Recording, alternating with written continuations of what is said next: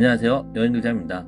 올해 2월 당시까지만 해도 인구에 비해서 나름 방역을 잘하고 있던 인도가 하루 확진자 41만 명이라는 숫자에 병상도 의약품도 부족한 상황 속에서 병실을 구하지 못한 환자는 거리에서 목숨을 잃고 있는데요.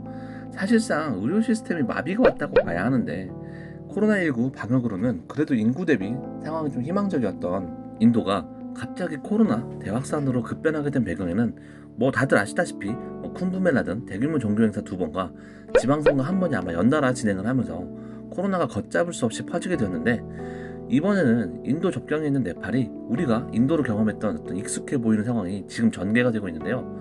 네팔 보건당국이 발표한 상황은 네팔은 현재 10만 명당 매일 20건의 코로나 감염 사태가 발생을 하고 있는데, 급중의 원인 중 하나로 인도에서 입국한 네팔인들을 꼽았는데요. 이로 인해 네팔은 전월 대비 1000% 이상 감염 사례가 급증을 하고 있는데, 특히나 인도에서 입국한 네팔인들 중에는 인도에서 열리는 쿤브멜라 종교 행사를 위해서 겐지스강에서 다른 인도 힌두교인들과 같이 행사를 진행한 것으로 알려졌습니다.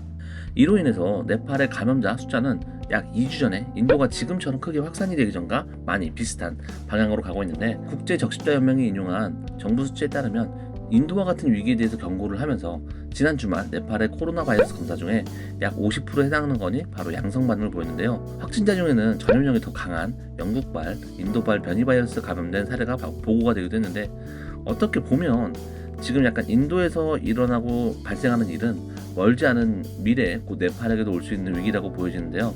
이렇게 급속한 확산은 네팔이 인도만큼이나 현재 상황이 최악의 위기로 가는 갈림길에 있지 않나 싶은데, 네팔은 우선 인도보다 1인당 의사수가 훨씬 적고, 그리고 이웃 나라들보다도 예방 접종률이 좀 낮은데요. 지난달 말 기준으로 현재 인구의 7.2%만 한 번의 백신 접종을 받은 상태인데, 이는 인구의 약 한 10%? 적어도 부분적으로 예방 접종을 받은 인도보다도 낮은 수치거든요. 동남아의 대부분 나라가 사실 의료에 취약한 시스템을 가지고 있는데, 그 중에서도 네팔은 다른 나라들보다 훨씬 더 취약한 의료 시스템을 가지고 있죠. 왜냐면 네팔은 세계에서 가장 가난한 나라 중에 하나이며, 이는 당연히 의료 시스템에도 당연히 반영이 되는 만큼, 만약에 네팔이 인도와 같은 상황이 오게 되면 네팔은 인도보다도 훨씬 더 빠르고 더 걷잡을 수 없는 상황이 오지 않을까. 또 인도의 어떤 거부들은 인도 상황을 미리 예상을 하고 입국 제한 조치를 내리는 국가들이 많아지기 전에 미리 제트기를 타거나 유럽, 중동, 인도양 등의 어떤 휴양섬으로 피신을 한 반면에, 일반 사람들은 지금 그렇지 못하잖아요.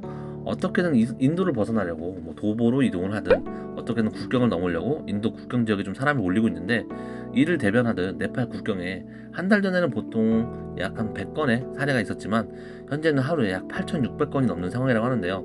코로나 이전부터 많은 네팔인들이 인도에서 사업을 하고 있으며, 그 반대로 인도인들도 네팔로 어떤 많은 왕래가 있었는데, 최근 몇 주 동안 많은 인도인들이 네팔의 의료 서비스를 이용을 하거나 네팔을 통해 제3국으로 탈출하기를 희망하여 인원이 많이 몰리는 상황이거든요. 네팔 수도를 포함해서 그 최악의 피해 지역에 어떤 국경을 강화하고 봉쇄를 부과했지만, 이미 네팔인들의 일부 다수 이주 노동자들이 봉쇄가 발효되기 전에 미리 집으로 돌아왔고, 현재 네팔 정부는 수도에서 발생하여 확산이 되는 바이러스조차 많이 힘겨운 것으로 보여지고, 심지어 에베레스트 베이스 캠프까지도 감염 사례가 있다고 지금 현재에서는 보고 있거든요. 사실상 네팔과 인도는 인접한 만큼 이미 대유행이 시작이 되었다라고 봐도 무방한데, 이뿐만이 아니라 인도가 현재 코로나19로 하루 약 41만 명의 확진자가 나오는 만큼 인접국들도 초비상에 걸렸는데요. 인도 동쪽에 위치하고 있으며 네팔만큼 의료와 방역에 취약한 나라인 방글라데시는 세계에서 인구 밀도가 가장 높은 국가이며, 서쪽으로 인도와 국경을 맞댄 파키스탄도 인도의 대유행 추세에 따라서 감염자가 지난달 초부터 급격히 증가했으며, 또 지금 군부의 어떤 유혈 진압이 계속되고 있는 미얀마는 사실상 검사조차 제대로 되고 있지 않죠.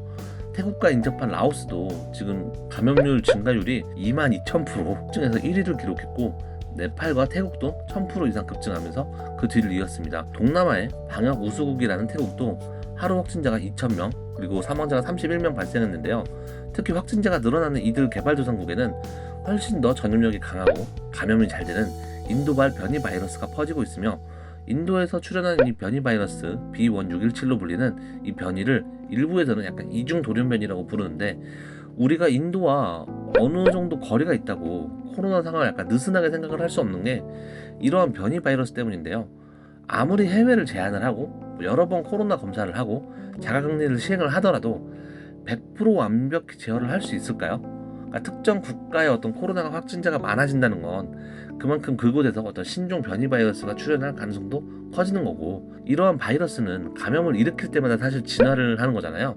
이렇게 감염자가 많은 곳에서 진화를 하다 보면 이 중에서는 백신을 무력화하는 막강한 돌연변이가 출현할 가능성에 대한 우려도 생각을 해봐야 되고, 이번 팬데믹으로 전 세계가 사실 다 연결되어 있는 게 앞선 사례로도 확인이 가능하잖아요. 지금 중국이 5일간의 노동절 황금 연휴를 맞이해서 중국 주요 관광지들이 진짜 밀려드는 자국 인파로 넘쳐나고 있는데, 심지어 첫날 철도 이용객은 한국인 보도 기준으로 코로나19 발생 이전인 2019년보다 6.1% 증가한 1,830만 명으로 노동절 연휴 이용객이 역대 최대를 기록한다는데, 얘네 인구가 14억이잖아요. 그리고 뭐 코로나 바이러스 발병지인데도 불구하고 현재 중국의 코로나19 신규 확진자가 10명 안팎이라는 게 만에 하나 우한에서 시작한 것처럼 이 인도 바이러스가 다시 돌고 돌아서 중국에 퍼진다면 진짜 끔찍하죠. 코로나가 시작되고 여행 사무실에서 월세 놀리기 아까워서 월세라도 벌고자 커피라도 팔고 있는데, 다시 2년 동안 마스크 쓰고 생활하고 변이 바이러스 백신만 손꼽아 기다리게 되는 건 아닐지. 이것으로 해당 영상을 마치고요. 해당 영상이 도움이 되셨다면 구독과 좋아요 부탁드립니다. 여러분들의 의견을 얼마든지 댓글로 남겨주시기 바랍니다. 감사합니다.